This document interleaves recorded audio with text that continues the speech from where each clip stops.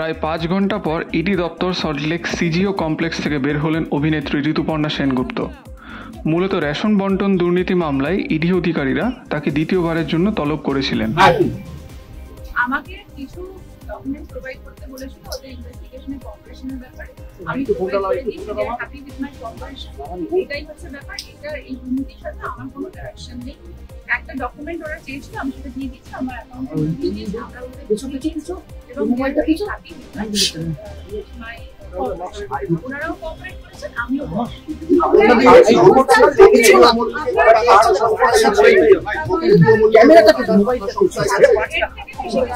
বলতে পারবো না।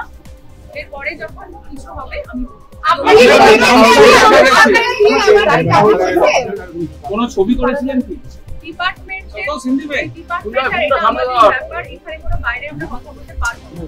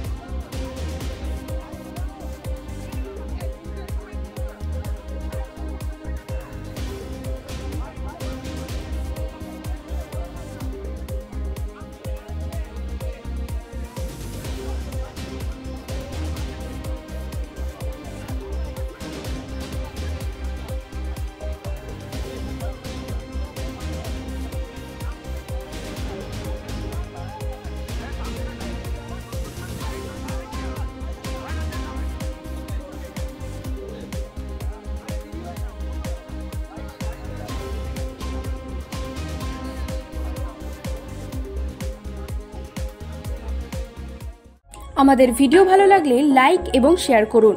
কমেন্ট সেকশনে গিয়ে জানান আপনাদের মতামত।